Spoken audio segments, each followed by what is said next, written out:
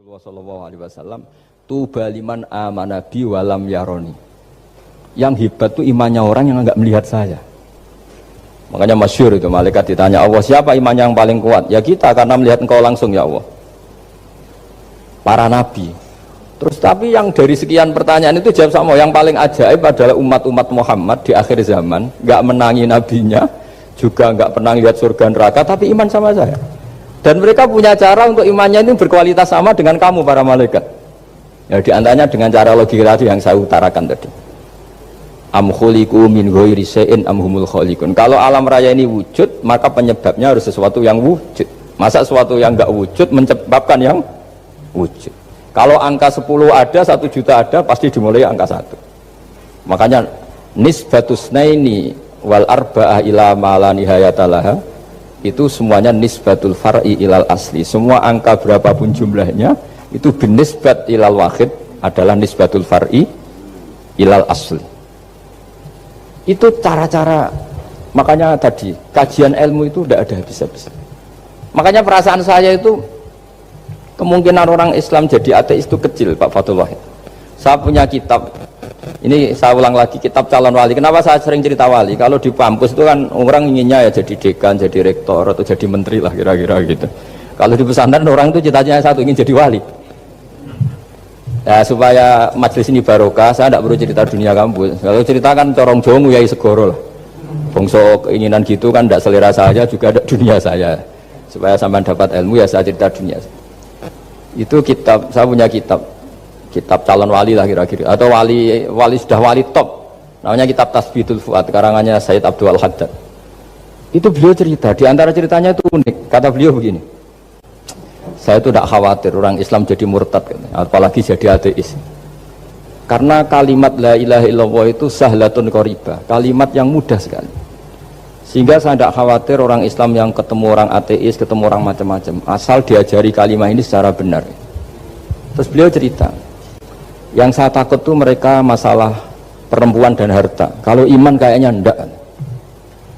Singkat cerita yaitu di kitab seperti itu. Singkat cerita saya ketemu banyak orang yang kuliah di McGill atau kuliah di Amerika, di Jerman, mungkin di Norwegia, di mana-mana, di Australia, dan ketemu teman-teman yang di Korea Selatan juga. Mereka itu orang kebanyakan yang nyuwun sewu enggak keluarga kiai, tapi mereka enggak ada yang enggak tetap iman. Ketika saya tanya, kenapa Anda tetap iman? Padahal ada beberapa negara yang lebih stabil, lebih makmur dibanding negara yang mengklaim sebagai negara Islam. Itu cara berpikir ya sederhana. Enggak lah Gus, kayaknya kok Tuhan kok ada tanggal lahirnya? Enggak lah, kayaknya yang namanya Tuhan tuh ya awal lah. Masa pencipta langit bumi dituhani orang yang lahirnya di bumi? Kayak enggak lah kayaknya. Jadi ya berpikir sederhana. Padahal ya kurang ajarnya Masya Allah. Anak ini ya dugem ya macam-macam, tapi kalau ditanya disuruh yang lain nggak mau dia. Enggak lah, kayak yang benar tetap Islam. Karena kalimat ini, yaitu tadi eksistensi Tuhan, tadi eksistensi Allah itu, la ilaha illallah itu kalimatun sahlah, kalimatun qoribah, kalimah yang begitu mudah difahami. Kenapa mudah difahami? Misalnya kita ngaji, Tuhan itu siapa? Yang menciptakan langit dan bumi. Dengan misalnya perbandingan Tuhan itu siapa yang lahir di bumi tahun sekian, enak mana cara kita menerima itu? Kan keren yang menciptakan langit dan bumi. Tuhan itu siapa yang ada sebelum langit dan bumi? Dengan misalnya Tuhan adalah yang lahir di bumi, keren mana itu? Nah, bayangkan kalau kita punya Tuhan Fir'aun, sudah mati jadi tontonan kan, terus gak keren maksudnya punya Tuhan kok seperti itu. Nah ini yang katanya Syekh Abdul Haddad, kalimat ini sahlatun qaribah. Sehingga kalimat ini pula yang kita dilatih, la ilaha illallah kalimatu haqqin 'alaiha nahya wa 'alaiha namut wa 'alaiha nub'ats atau wa biha nub'ats insyaallah taala minal aminin. Nah, saya sebetulnya tadi datang itu tidak ingin menjelaskan ini, tapi tadi kata Pak Fathul Wahid, ilmu itu kalau dikaji tambah hari tambah mudah, karena perangkat untuk menemukan bulan itu misalnya nggak rata itu gampang sekali. Pakai teori pemandangan ya bisa, pakai teori gambar juga bisa. Kalau teori pemandangan tadi, kalau kita bisa melihat mobil 2 meter masih kelihatan 2 meter, itu dengan jarak berapa masih orisinil seperti itu. Tambah jauh, tambah tidak kelihatan, tambah jauh. Nah ternyata setelah 5 kilo misalnya tidak kelihatan. Berarti untuk jumlah 2 meter hilang per 5 kilo. Nah berarti kalau bulan masih kelihatan segitu, berarti jarak kita dan bulan kira-kira sekian ribu kilo. Itu bisa dihitung, itu tanpa teknologi. Makanya sebetulnya teknologi itu nyumbang itu nggak sampai 30%. Yang paling banyak ya sains tadi, pengetahuan itu yang kayak tadi orang menemukan pesawat itu kontribusi terbesar tetap pengetahuan. Misalnya pesawat dari bahan ini kalau kecepatan sekian kena angin pecah enggak, tetap pengetahuan yang menopang itu. Teknologi kan paling mengantar supaya pesawat kecepatan sekian didorong mesin sekian dengan apa begitu. Nah, pesantren seperti kita ya, saya ini dididik Mbah Mun, dididik bapak saya, buyut-buyut saya, kiai. Itu sekali alim, yang alim betulan, itu ya alim betul.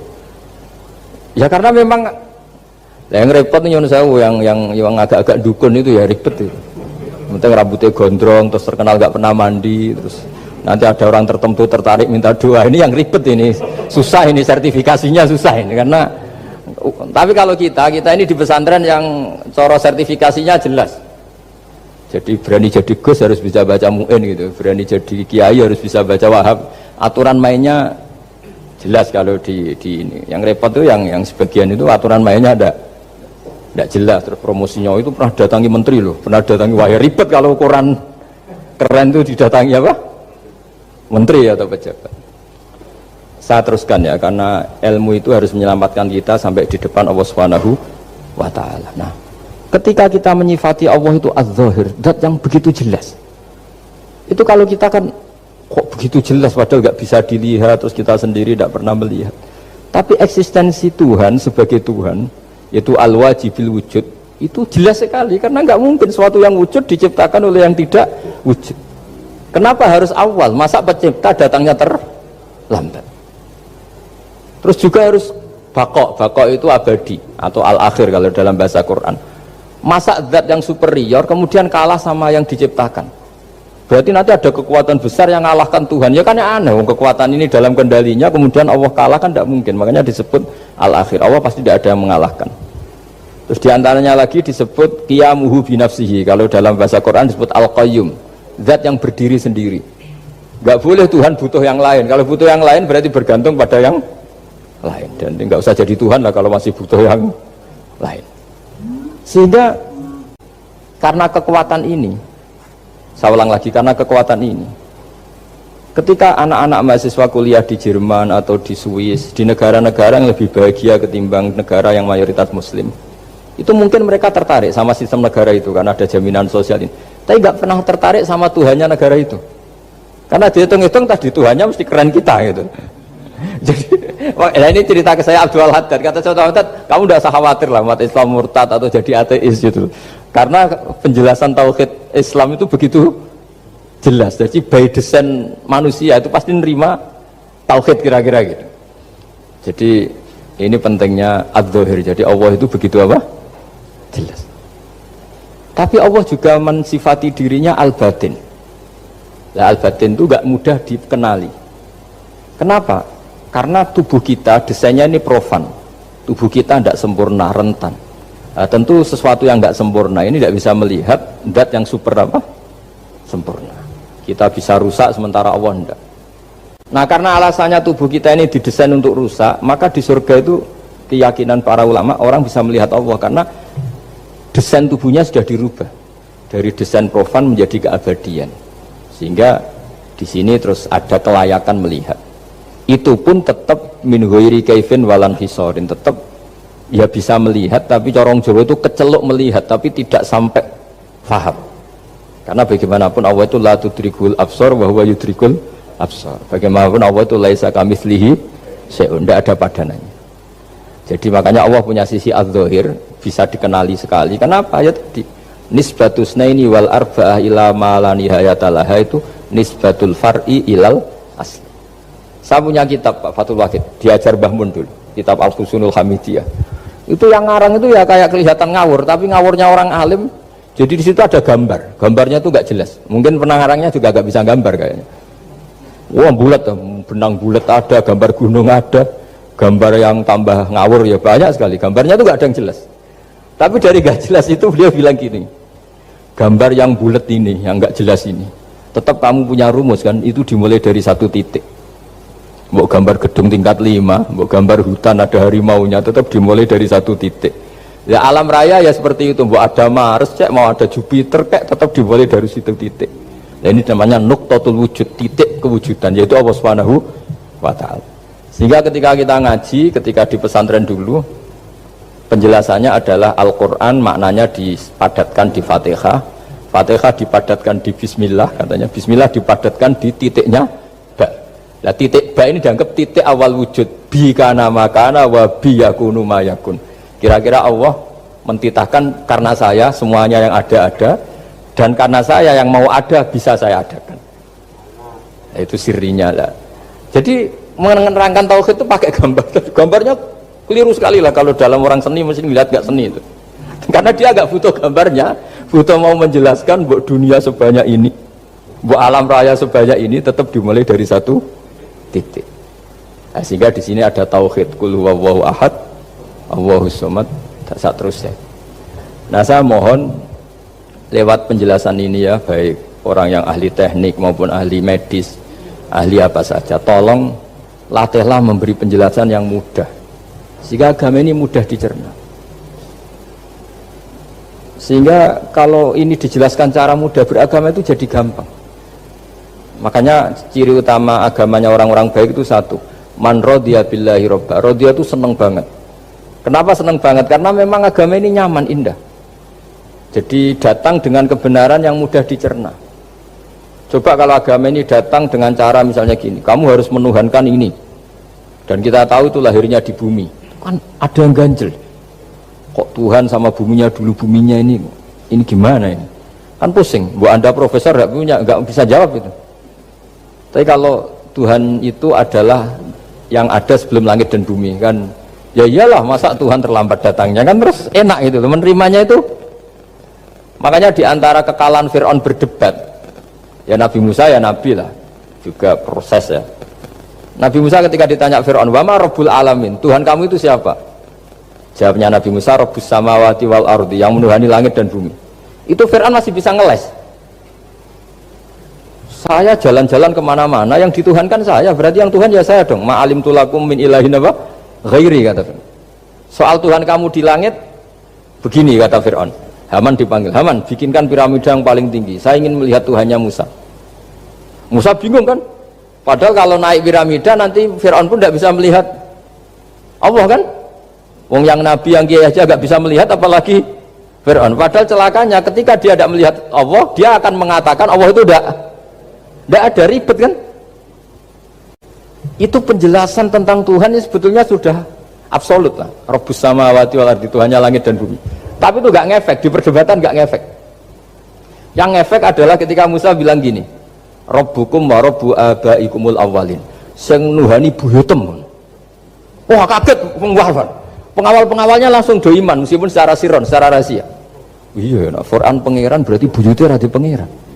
Kan pangerannya putu nih, berarti buyutnya wah ribet kan. Ya kalau Fir'aun Tuhan, bapaknya tambah Tuhan kan, mbahnya, buyutnya. Akhirnya kata pengawal Quran, geblek tenan Fir'aun. Artinya apa? Kadang argumentasi yang sudah benar, yaitu Tuhannya langit dan bumi kan ya benar lah. Tapi itu tidak ngefek di perdebatan, tidak ngefek. Yang ngefek adalah ketika Rabbukum wa rabbu abaikumul awwalin, yang nuhani nenek moyang kamu. Orang mulai mikir kalau Fir'aun itu Tuhan, lalu nenek moyangnya Tuhannya siapa? Jadi ini seninya, makanya diantara syarat Nabi, jadi Nabi itu sidik, amanat, tabligh, fatona. Fatona itu ada kecerdasan. Dulu Nabi ya sering dibully, jangan kira Nabi itu nggak sering dibully, sering juga Pak Rektor. Jadi ada unta itu kena kudis. Kudis itu ya jenis penyakit menular lah. Nabi dengan teori tawakalnya, Nabi itu punya dua teori, kadang pakai teori tawakalnya, kadang pakai teori preventif. Makanya Nabi pernah ngendikan kalau ada penyakit menular di situ, kamu jangan di situ. Itu pakai teori preventif. Tapi kadang Nabi pakai teori tawakal. Nabi menghentikan la adwa wala tiarut. Tidak ada penyakit menular. Terus orang-orang yang ya usil lah kira-kira gitu. Ada unta kena kudis, dijejerkan yang waras. Ternyata yang waras ikut kudisen lah, ikut sakit. Senang orang ini. Ya Rasulullah, ini saya jejerkan, ternyata yang nggak tertular jadi tertular. Padahal engkau bilang nggak ada penyakit menular. Nabi jawabnya lucu.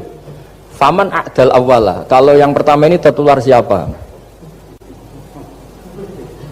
Dia dikira Nabi itu kalah karena melihat unta yang kedua. Ternyata Nabi enggak, ketika dipanggil ya Rasulullah ini unta agak gudikan, tak jajarkan yang kudisen, ternyata ikut kudisen. Berarti penyakit itu menular. Tapi Nabi jawabannya faman a'dal awal. Lalu yang kena penyakit pertama tertular oleh siapa? Wah itu asli dari Allah. Ya maksud saya seperti itu kata. Nah itu yang dikatakan fatona. Jadi Nabi itu harus punya sifat apa? Fatona. Karena dengan kecerdasan itu Nabi bisa berargumentasi. Kayak tadi, ketika Fir'aun dikatakan Allah yang menuhani langit dan bumi, Fir'aun masih mengklaim dia Tuhan. Karena di mana-mana dia dituhankan. Tapi ketika diingatkan bahwa kamu anak seorang manusia, punya bapak, punya kakek, punya buyut, punya canggah kalau bahasa Jawa. Lalu kalau kamu yang Tuhan, dan Tuhan dimulai Anda, lalu mbah-mbah kamu Tuhannya siapa? Gak bisa jawab kan? Akhirnya banyak punggawa yang saat itu iman. Jadi iman itu bisa menghunjam kepada siapa saja, termasuk yang orang-orang topnya Fir'aun. Sehingga ketika Fir'aun rapat Musa harus dibunuh besok, tangkap besok, sebagian mereka itu membocorkan informasi itu. Datang ke Musa, tadi malam kita ikut rapat, keputusannya Anda dibunuh, maka larilah kamu. Itu barokahnya iman. Artinya ya karena logika Musa lebih masuk akal, ya mereka lebih percaya sama Musa. Tapi gara-gara profesi ya tetap kerja, dan yang mulai ribet tuh. mulai ribet. Jadi makanya kamu jangan tanya kaifa hukmul mukmin sing yukhfi imanahu, bagaimana hukumnya orang mukmin yang menyembunyikan imannya demi aman. Ya tidak usah kamu jawab. Kalau kamu jawab boleh, ini kok kayak pecundang. Kalau kamu jawab haram, pernah terjadi itu. Wa qala rajulun mu'minum min ali fir'auna yaktumu imana. Ya, ini khazanah ya. Jadi saya mohon mengkaji Islam itu harus dengan sisi-sisi yang bisa difahami orang pinter juga orang bodoh. Kata Imam Ghazali banyak, karena hadatin itu harus difahami orang pinter juga orang bodoh. Terus contoh yang paling populer tentu sering saya utarakan masalah iddah. Iddahnya orang terceraikan itu 3 kali masa suci. Kalau menurut Abu Hanifah 3 kali masa haid. Orang pinter tahulah kalau perempuan sedang haid, menstruasi pasti sedang tidak hamil. Sehingga kalau dia sudah haid 3 kali ada kepastian tidak hamil. Kalau tidak hamil artinya apa? Nggak ada sperma dari zaut awal, suami pertama yang jadi anak dia. Padahal tujuan iddah adalah nanti kalau di hubungan suami istri sama suami kedua, jelas anaknya suami kedua. Tapi kalau andai kan tidak ada iddah kan, malam hubungan suami istri, pagi bentrok cerai, terus kawin, kumpul suami istri lagi, terus nanti anaknya itu anaknya siapa? Kan nggak jelas. Kalau sampean bisa klaim lewat DNA juga mungkin secara ilmu objektif Pak Rektor. Masalahnya juga bisa disuap kan? Saya sering dibantah orang-orang itu. Wah Gus, DNA itu otoritatif karena gini-gini nggak mungkin, bohong kamu. Ya DNA-nya nggak bohong, pegawainya bisa disuap kan? Kayak nggak tahu manusia apa nggak tahu Indonesia, nggak tahu terus. Itu yang sensitif itu, yang mulai wilayah sensitif itu. Nggak tahu manusia apa kayak nggak tahu Indonesia. Manusia aja ya sudah. Berarti Anda sangat nasionalis. Jadi ribet kan? Maka dianjurkan ada iddah. Dengan iddah selesai berarti benar-benar perempuan ini baru atur rohmi, rahimnya steril dari unsur mani zaut awal. Dan kalau 3 kali masa suci itu artinya apa? Kira-kira 3 bulan. Kira-kira ya. Wal mutallaqatu yatarabbasna bi anfusina salah satu apa? Huru. Pertanyaannya kalau 3 bulan, andai kan tidak pakai teori ilmiah, menstruasi itu sudah teori ilmiah. Ada yang tanya ke saya, Gus kenapa harus sampai 3 kali, padahal menstruasi pertama pasti sudah ada hamil.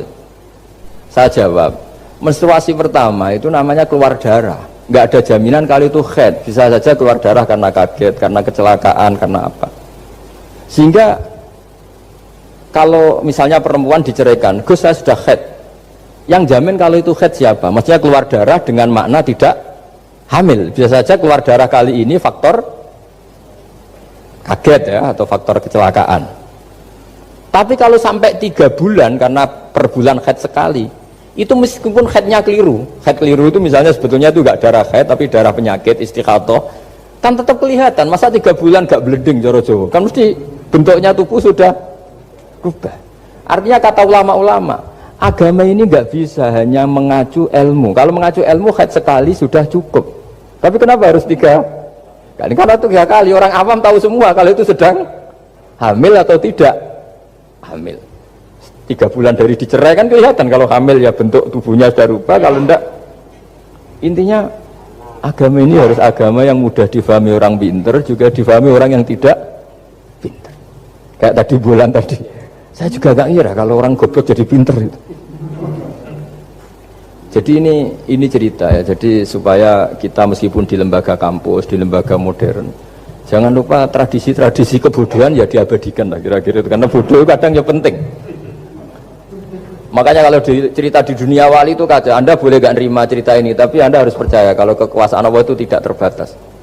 Kenapa orang Madura begitu mencintai kiai? Sebetulnya niatnya ya agak baik, tapi ya nggak baik tapi baik. Ada santri itu Madura, dia saking percaya sama kiai itu ya khidmah, bikin teh, masakan kiai, mijitin kiai, pokoknya waktunya diberikan semua untuk kiai. Dan dia nggak pernah ikut ujian, apalagi ujian kelulusan disertasi dokter nggak pernah dia. Kalau sekolah nggak pernah ikut ujian. Sudah ya saya ridho jadi orang bodoh, sementing ikut jenengan. Suatu saat orang ini mati, kiainya tuh pusing, waduh mati. Nah, ini di dalam alam mimpi itu, kamu boleh gak percaya, nggak wajib percaya memang. Ini kan tidak akidah, jadi tidak wajib percaya. Ditanya sama malaikat, Marabbuka, Tuhan kamu siapa? Jawabannya lucu, malaikat kamu itu gimana? Di mana-mana tanya sama orang pinter, orang bodoh kok kamu tanya? Pusing kan malaikatnya. Di mana-mana namanya tanya, itu ya sama orang pinter, masa orang bodoh ditanya? Yang bener aja kamu. Makanya bodoh ini ya senjata, makanya ini kita kalau pinter ya alhamdulillah, kalau bodoh ya alhamdulillah. Karena bodoh itu penting. Kalau negara ini tidak makmur, yang disalahkan mesti para rektor. Gunanya apa ada rektor kalau nggak solusi bagi bangsa ini? Orang bodoh pasti nggak disalahkan kan? Nanti kalau ada hisab, kenapa Indonesia carut marut? Yang dipanggil Allah itu menteri, rektor, pasti itu. Apa kontribusi Anda sebagai orang pinter, sebagai profesor, sebagai orang bodoh aman? Santai, nggak kena panggilan kan? Karena ada harus bertanggung jawab. Akhirnya terus malaikat tanya, lalu yang pinter siapa? Yang di atas itu, kiainya yang nalkin itu, yang di atas itu. Walhasil kiainya itu karena wali itu dengar, ya lecung bodoh kok terus nganti wis mati. bodoh kok kamu bawa sampai mati. Jadi kadang orang bodoh itu ya pinter tadi, malaikat tuh kamu itu gimana? Di mana-mana tanya itu ya sama orang pinter. Orang bodoh kok kamu tanya? Ya ribet kan kalau sudah ketemu seperti itu. Nah, Nabi juga sering ngalami dialek sama orang bodoh. Kadang Nabi yang ngalah, kadang logikanya orang bodoh itu lebih gampang. Itu ada orang pencari dop itu semacam kayak biawak ya. Tapi tidak biawak, kayak semacam biawak. Ketemu Nabi, kamu tahu kalau saya ini Rasulullah? Tidak tahu ya. Ya kamu harus iman kalau saya ini Rasulullah. Hatta yu'mina laka hadad dhabban. Ya kalau hewan ini iman sama kamu ya saya iman. Ribet kan ukurannya itu. Waduh, untung Nabi betul. Terus Nabi tanya, Dob, kamu tahu kalau saya Rasulullah? Terus Dobnya saat itu bisa bicara asyhadu annaka Rasulullah, terus baru iman. Imannya tanya, kenapa kamu iman sama Rasulullah? Hewan aja tahu kalau dia Nabi, apalagi manusia.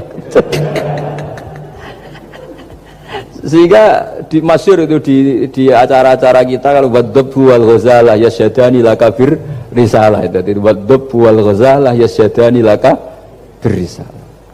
Sehingga nah kekeliruan kita, saya sering ngomong di mana-mana, matur di mana-mana. Masyarakat Indonesia mayoritasnya tetap yang nggak pinter. Orang Islam mayoritas yang nggak pinter.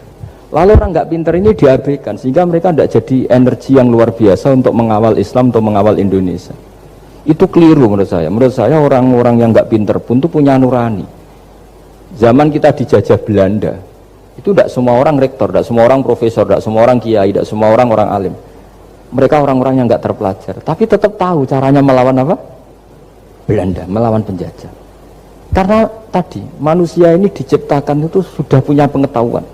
Seperti mukadimah dibaca Pak Rektor, Iqra wa rabbukal akram alladzi 'allama bil qalam 'allamal insana ma lam ya'lam. Jadi bawaan manusia itu akan tahu untuk sesuatu yang perlu diketahui meskipun dia orang bodoh. Saya ulang lagi, meskipun mereka orang apa? Orang bodoh. Ya, di sini nih Islam datang yastawi fistifadatiha fistifadati syariah ar-rijalu wasibyan, bahwa ukuran kebenaran itu adalah siapapun mudah tahu. Bahwa angka 2, angka 3, angka 5 itu adalah far'ul wahid, cabang dari angka 1. Fal aslu huwal wahid, yang asli adalah angka 1. Dan 1 ini harus 1. 0, itu ditemukan untuk setelah ada angka 1. Jangan keliru kamu. Tanpa ada angka 1 tidak ada 0, 0, ada gunanya kalau ada 01. Misalnya ada orang bilang, tapi kan ada 0,5, tetap saja harus ada angka 1. Nggak bisa. Kamu bayangkan 0,5 kan karena ada 1. Artinya apa? Kamu bilang separuh dari 1. Tapi itu pun karena sudah ditemukan aljabar. Makanya kalau dalam matematika Arab, mungkin di sini banyak orang eksak. Kalau matematika Arab itu mudah sekali Pak. Orang Arab itu nggak mau bilang 2,5.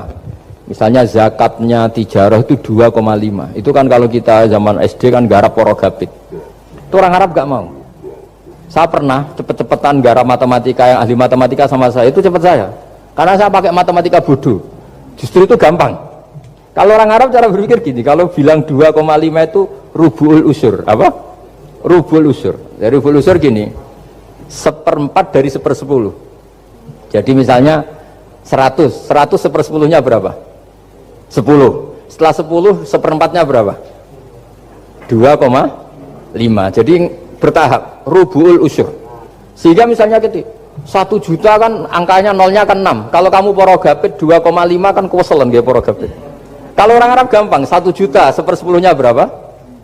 100, 1/4-nya 25. Berarti 2,5-nya 1 juta 25.000. Orang Arab bilangnya rubu'ul usur. 1/4 dari 1/10. Jadi di 1/10-kan dulu baru di 1/4. Jadi lebih cepat. Sampai pakarnya tanya, Gus kok bisa gini? Wah, aku anak kiai ngawur. Saya ini, makanya banyak orang pesantren itu pintar matematika. Sebetulnya matematika yang model, ya sebenarnya kayak agak model bodoh itu. Tapi itu gampang, orang awam gampang. Kalau kita kan enggak, misalnya zakatnya zuruk, zakatnya tanaman itu 1/10 atau 1/20. Kalau orang Arab enggak mau 1/10 atau 1/20. Berarti kalau 100 ton atau 100 pintal berarti berapa? 10 atau 5 kan? 1/10-nya 100 berapa? 10. Kalau 1/20-nya 5. Kalau hitung-hitungan di fikih zakat orang modern kan 1/10 atau 1/20. Kalau orang Arab nggak mau bilang gitu. Zakatnya zuru itu al-usur 1/10. Berarti per 100 ton misalnya 10. Atau nisful usur, separuh dari 1/10. Jadi nggak mau bilang 1/20. Usur atau nisful usur. Gampang mana coba? Ya kan, usurnya kan 10. Kalau nisful usur 5 atau 1/20. Daripada gawe porogapit, wah seruat. Jadi kita ini yang kelihatan goblok matematikanya ya pinter juga gitu. Meskipun ya tetap goblok karena tidak nekuni gitu.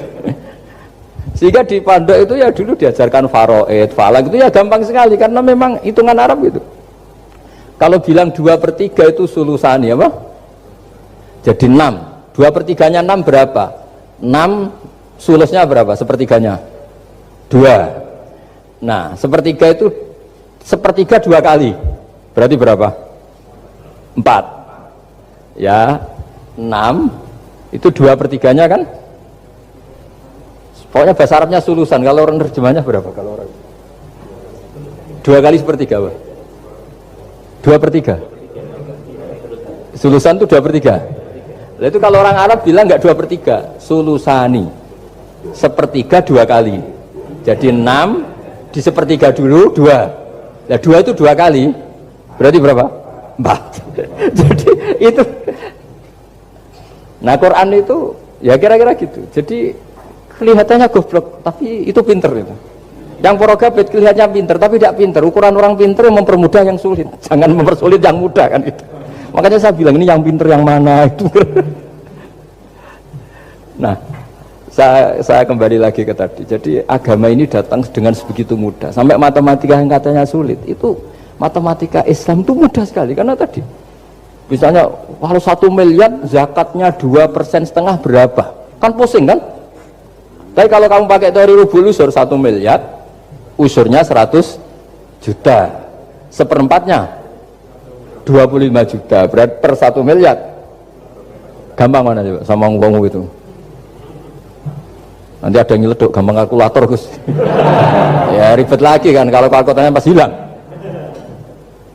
Atau pas dipakai anaknya belajar daring ribet kan HP-nya.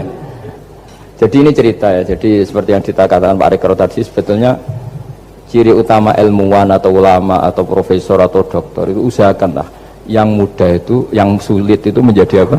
Mudah. Yuridu wa bikumul yusra wa la yuridu bikumul usra. Sehingga kata Imam Alamudi, dia menjadi wali besar itu justru karena belajar tauhid. Yang dari belajar matematika tadi, dari matematika dia tahu bahwa angka berapapun jumlahnya itu binisbat ilal wahid, itu semuanya nisbatul far'i ilal asli. Semua itu cabang dari satu. Alam ini kayak apa besarnya, apa Mars, ada Jupiter, tetap semuanya nisbatnya ke Allah adalah nisbatul far'i ilal asli. Semua itu diciptakan oleh pokok yang